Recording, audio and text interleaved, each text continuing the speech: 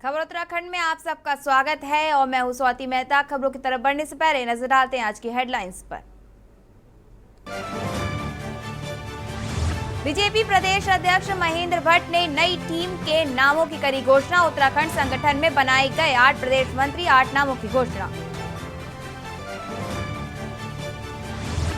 कोटद्वार में अग्निवीर योजना के तहत भर्ती में नियमों के अनदेखी के आरोप में कैबिनेट मंत्री सतपाल महाराज ने रक्षा राज्य मंत्री अजय भट्ट से फोन पर की बात। रक्षा राज्य मंत्री से मामले की जांच की मांग। यूके SSSC पेपर लीक मामला 3 दिन पुलिस कस्टडी रिमांड में रहेगा हाकम।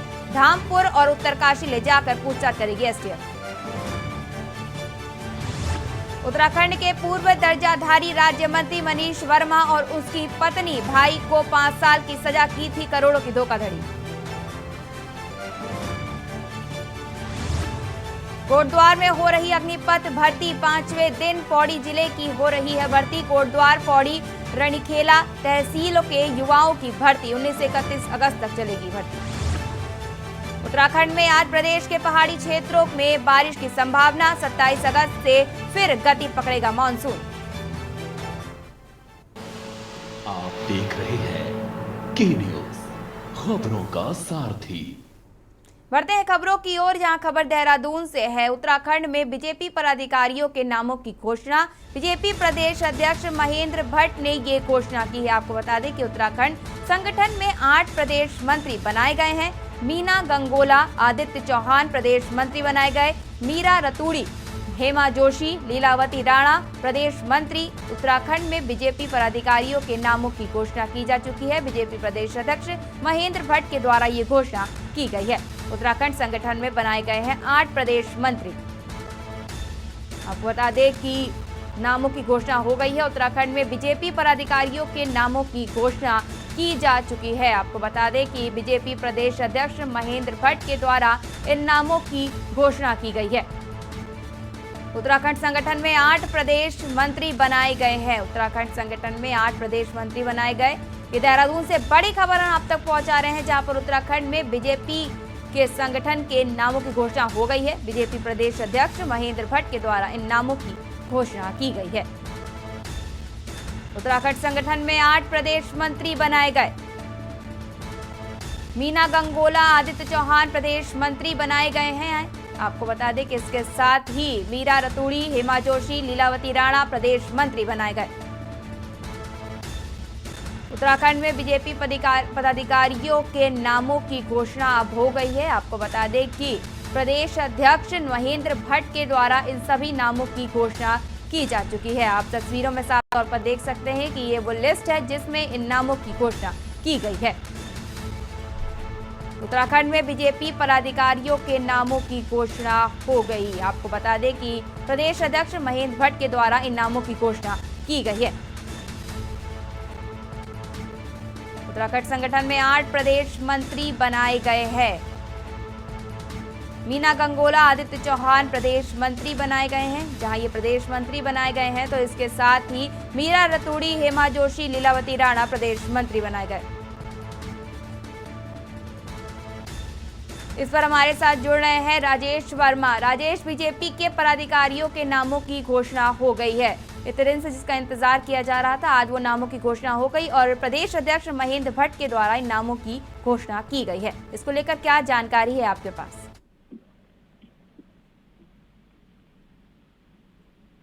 राजेश, आपको हमारी आवाज आ रही है?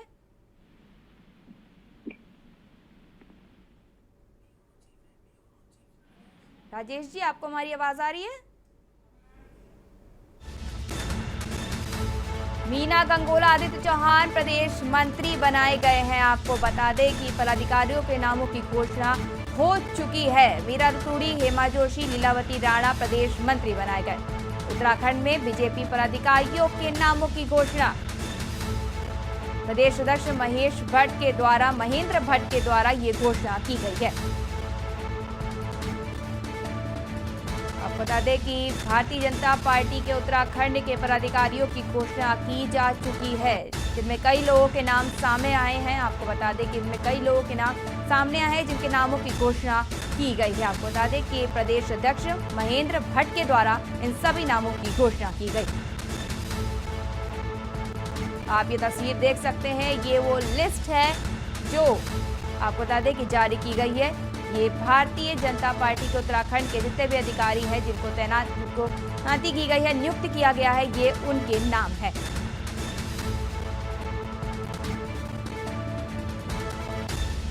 आपको बता दें कि भारतीय प्रदेश अध्यक्ष बीजेपी प्रदेश अध्यक्ष महेंद्र भट्ट के द्वारा इन सभी नामों की घोषणा की गई है, जिनकी अब नियुक्ति हो जाएगी। आपको बता दें कि इन सभी पदाधिकारियों के नामों की घोषणा की जा चुकी है।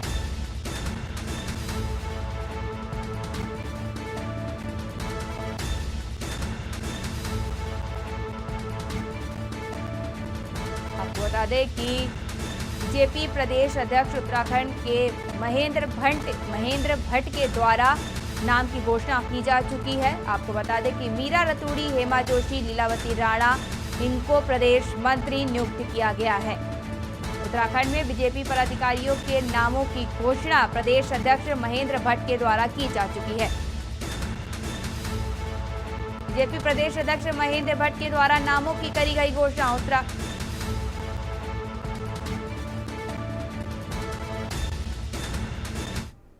बढ़ते अगली खबर की ओर, जहां खबर रुड़की से है। कॉलोनी में निकला विशालकाय मगरमच्छ। आपको बता दें कि क्रिस्टल वर्ल्ड के पीछे कॉलोनी में निकला है मगरमच्छ। स्थानीय लोगों में मचा हड़कंप। वन विभाग को दी गई है सूचना। 5 फीट लंबा बताया जा रहा मगरमच्छ।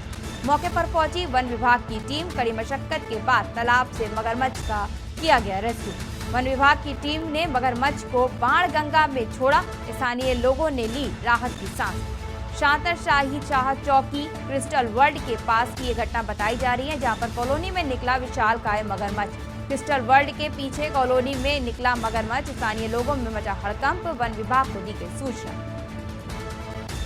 वन विभाग की टीम ने मगरमच्छ को बाणगंगा में छोड़ा। आपको बता दें कि सोसाइटी में से मिला मगरमच्छ। स्थानीय लोगों ने ली राहत की सांस।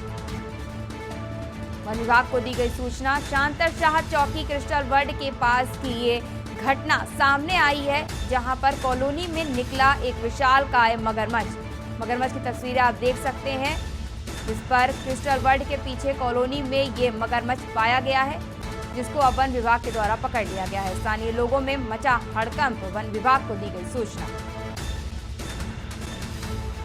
रुड़की से खबर है, जहां पर कॉलोनी में निकला विशालकाय मगरमच्छ। आपको बता दें कि क्रिस्टल वर्ल्ड के पीछे कॉलोनी में एक मगरमच्छ निकला है, जिसको वन विभाग के द्वारा पकड़ा गया है। खबर डोईवाला से है, जहां पर उत्तराखंड क्रांति दल के कार्यकर्ता ने जिलाध्यक्ष संजय डोभाल के नेतृत्व में डोईवाला तहसील पहुंचकर उप जिलाधिकारी के माध्यम से राज्यपाल को ज्ञापन प्रेषित करते हुए यूकेडी नेताओं ने पिछले 10 सालों के भीतर सरकारी नौकरी के लिए हुई विभिन्न परीक्षाओं के माध्यम से UK SSC, UK PSC.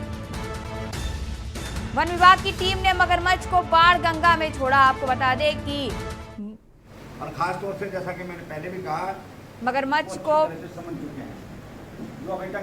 One विभाग, विधानसभा प्रशासन व अन्य विभागों में की गई भर्ती घोटाले की निष्पक्ष जांच कराने की मांग की जा रही है। यूकेडी के जिलाध्यक्ष संजय डोभाल ने कहा कि उत्तराखंड में बेरोजगारों का शोषण सरकार और उससे जुड़े लोग कर रहे हैं, जिसका खुलासा हाल ही में यूके SSC पेपर लीक मामले में हुई है। मजबूत करने का काम करेंगे। जब समर्थन की बात आएगी तब सभी संख्याएं, चाहे वो SC की हो चाहे हमारी OBC की हो, और खास तौर से जैसा कि मैंने पहले भी कहा, वो अच्छी तरह से समझ चुके हैं। जो अभी तक पिछड़कू बनकर चलने का काम कर 11 की 11 विधानसभाओं के संयोजक और सह संयोजक नियुक्त करते हैं, जिनके माध्यम से हम अपनी, जब तक आप किसी भी डिमांड यही है कि आज से 10 वर्षों से पहले से जो भी जितनी भी आज तक जो सरकारी नियुक्तियां हुई हैं, इन सब में कहीं ना कहीं घोटाले के तार जुड़े हुए हैं। जैसे आज आप यूके SSC में देख रहे हैं, ठीक इसी प्रकार के जितने भी हैं, इसमें सिर्फ छोटी छोटी मछलियां पकड़ में आ रही हैं। जो असली जो मगरमच्छ हैं वो अभी भी वंचित हैं। इसलिए हमने CBI से जांच की मांग की है, ताकि जो बड़ी मछलियां हैं वो भी जो है सामने आए, पकड़ में आए। रुकेंगे छोटे से ब्रेक के लिए, जल्द हाजिर होते हैं। आप देख रहे हैं के न्यूज़, खबरों का सारथी। सर्वकॉन सिर्फ एक नाम नहीं, भरोसा है 35 सालों का जो आपने किया है हम पे।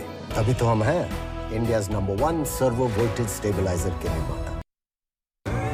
देखें कौन नया खिलाड़ी आया है, समझा देते हैं, प्यार से समझाएंगे। ये तो अपनी जुबान है। जुबान एक हो तो दिल भी एक होने चाहिए।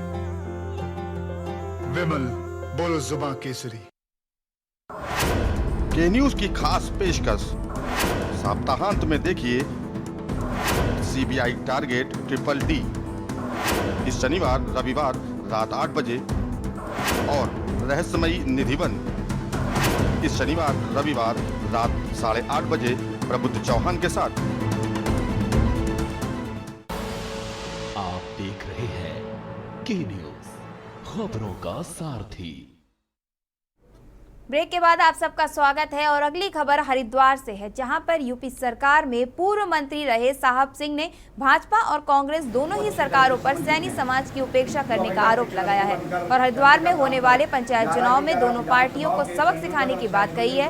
हरिद्वार प्रेस क्लब में प्रेस वार्ता के दौरान साहब सिंह सैनी ने बताया कि उनके द्वारा राष्ट्रीय कार्यकारिणी क्रांतिकारी मोर्चा नाम से एक राजनीतिक संगठन का निर्माण किया गया है। इस संगठन के बैनर तले मजबूती से पंचायत चुनाव लड़ा जाएगा। इसके साथ ही साहब सिंह सैनी ने कहा कि भाजपा सरकार को हरिद्वार में सैनी समाज की उपेक्षा का खामियाजा विधानसभा चुनाव में उठाना पड़ा, लेकिन अब सैनी समाज जाग चुका है। संगठन की बात चल रही है, संगठन के ऊपर हम बीसी और एससी समाज को मजबूत करने का काम करेंगे। इसके अलावा जो भी समाज हमारे साथ जुड़ना चाहे, हम उनको साथ लेकर के एक ताकत के रूप में सभी की सेवा करने का काम करेंगे। बेरोजगार युवकों के लिए रोजगार की लड़ाई लड़ेंगे। जो मजबूर गरीब किसान, उनकी लड़ाई लड़ने का काम करेंगे। क्योंकि अभी तक जो हम देखते आ रहे हैं उत्तराखंड में, जो बड़े राजनीतिक दल हैं वो बड़े बड़े होटलों तक, बड़े बड़े कार्यालयों तक सीमित हैं। आम जनता के बीच में वो नहीं है, आम जनता की समस्याओं से वो रूबरू नहीं है। 2022 के लोकसभा के चुनाव में उन्हें बड़ी समझदारी से वोट देने का काम किया। जो पार्टी सत्ता में थी और जो उनकी उपेक्षा कर रही थी, उसे सबक सिखाने का काम किया। रिजल्ट आपके सामने है। भाजपा पूरे पहाड़ पे जीत का ही और हरिद्वार में हारने का काम हुआ। ये सिर्फ सैनी समाज की वजह से आ रही है। 2-3 बार सरकार रह चुकी है यहाँ पर उत्तराखंड में, कहना भाजपा की, कभी सैनी का कोई नॉमिनेशन नहीं हुआ है, ना दर्जा मंत्री में हुआ, ना किसी विभाग में हुआ है। पहली बार जो हमारे नौजवान साथियों ने अपनी समझदारी दिखाई है, अपनी ताकत दिखाई है, उसी का परिणाम है जो आपके सामने कहना कल्पना जी को राज्यसभा भेजने का काम किया गया। बढ़ते अगली खबर की ओर, जहां खबर पौड़ी से है, जहां पर जिले के चौबट्टा खाल विधानसभा के विधायक और कैबिनेट मंत्री सतपाल महाराज ने कोटद्वार में चल रहे अग्निवीर भर्ती में प्रदेश के युवाओं को हो रही व्यवहारिक कठिनाइयों का संज्ञान लेते हुए रक्षा राज्य मंत्री अजय भट्ट से वार्ता कर इसकी जांच किए जाने का अनुरोध किया है। साथ ही उन्होंने बताया कि अग्निवीर भर्ती के दौरान राज्य के 300 युवाओं को एक साथ दौड़ाया जा रहा है और उसमें से भी मात्र 8 या 10 युवाओं को ही चुना जा रहा है। कैबिनेट मंत्री सतपाल महाराज ने रक्षा राज्य मंत्री से कहा कि इस प्रकार की विसंगतियों के चलते उत्तराखंड के बच्चे निराश होकर अपने घर को लौट रहे हैं। उत्तराखंड में अग्निवीर की भर्ती कोटद्वार में हो रही है। 19 अगस्त से लेकर 31 अगस्त तक की भर्ती होगी।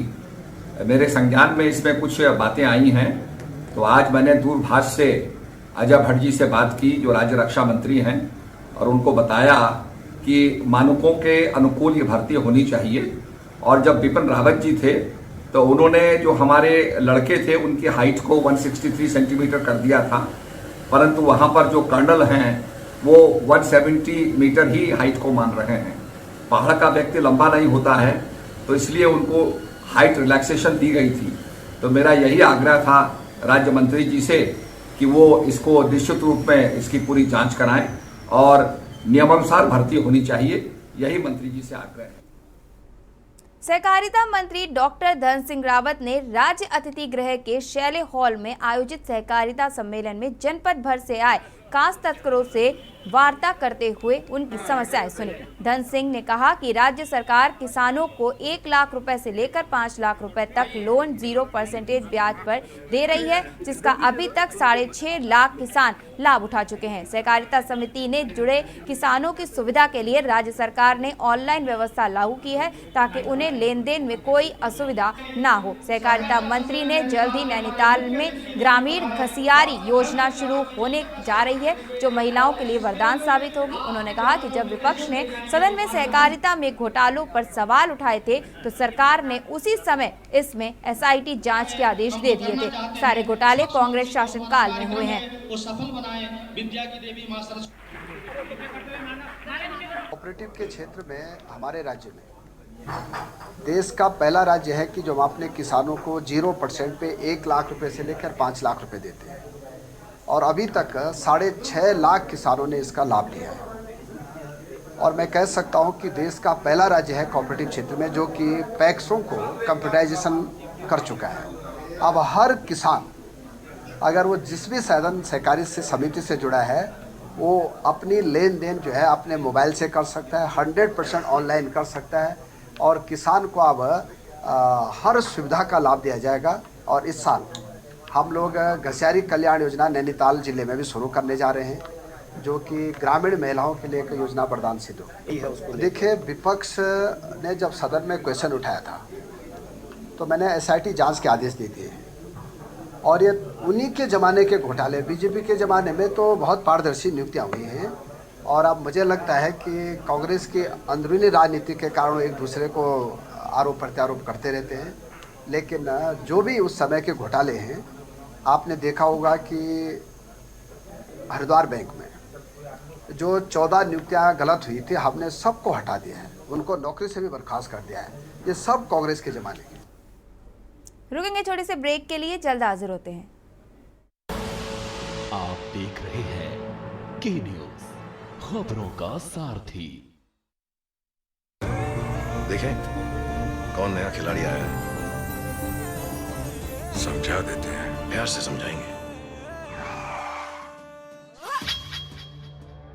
ये तो अपनी जुबान है। जुबान एक हो तो दिल भी एक होने चाहिए। विमल, बोलो जुबान केसरी। के न्यूज की खास पेशकश सप्ताहांत में देखिए CBI टारगेट DDD इस शनिवार रविवार रात 8 बजे, और रहस्यमयी निधिवन इस शनिवार रविवार रात 8:30 बजे प्रबुद्ध चौहान के साथ। मैं आज प्रधानमंत्री मोदी जी को याद दिलाना चाहूंगी कि ये लोकतंत्र क्या होता है। लोकतंत्र में भारत की जनता को वोट देने का अधिकार मिला। लोकतंत्र में भारत की जनता को चुनने का अधिकार मिला कि वो किस पार्टी की सरकार, किस वादों की सरकार बनाना चाहती है। लेकिन भारतीय जनता पार्टी का लोकतंत्र में भरोसा नहीं है, या भारतीय जनता पार्टी का कह सकते हैं कि लोकतंत्र पर एक सिलेक्टिव भरोसा है। जब चुनाव होते हैं, भारतीय जनता पार्टी और सारी पार्टियां चुनाव के मैदान में उतरती हैं, कैंपेन करती हैं। जहां जहां भारतीय जनता पार्टी चुनाव जीत जाती है, वहां पर तो लोकतंत्र का फैसला, जनता का फैसला सर माथे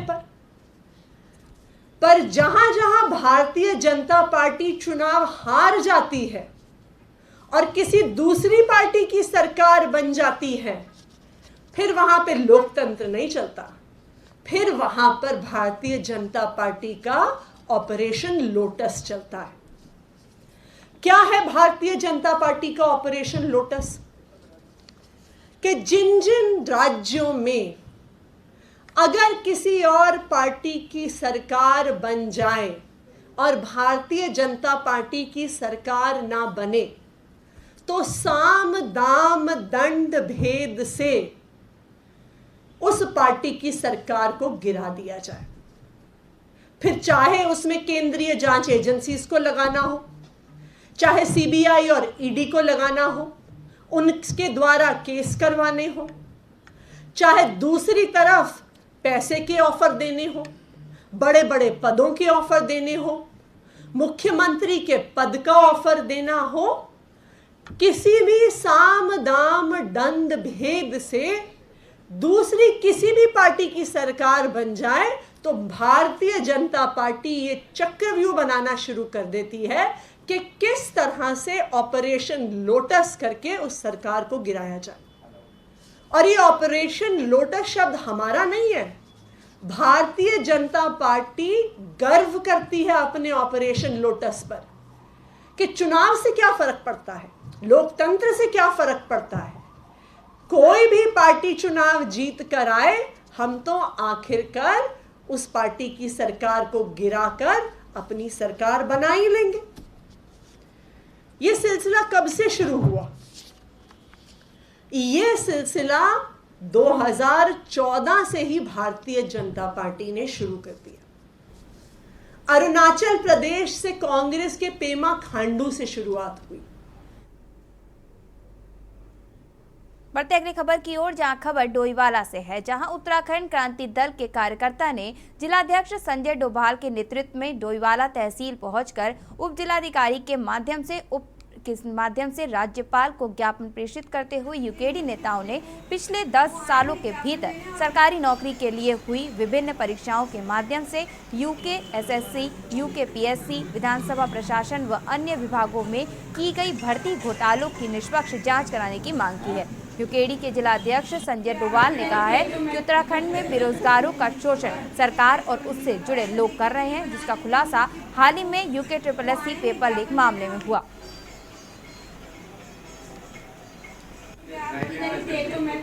डिमांड यही है कि आज से 10 वर्षों से पहले से जो भी जितनी भी आज तक जो सरकारी नियुक्तियां हुई हैं, इन सब में कहीं ना कहीं घोटाले के तार जुड़े हुए हैं। जैसे आज आप यूके SSC में देख रहे हैं कि किसी प्रकार के जितने भी हैं, इसमें सिर्फ छोटी छोटी मछलियां पकड़ में आ रही हैं। जो असली जो मगरमच्छ हैं वो अभी भी वंचित हैं। इसलिए हमने CBI से जांच की मांग की है, ताकि जो बड़ी मछलियां हैं वो भी जो है सामने आए, पकड़ में आए। खबर उत्तराखंड में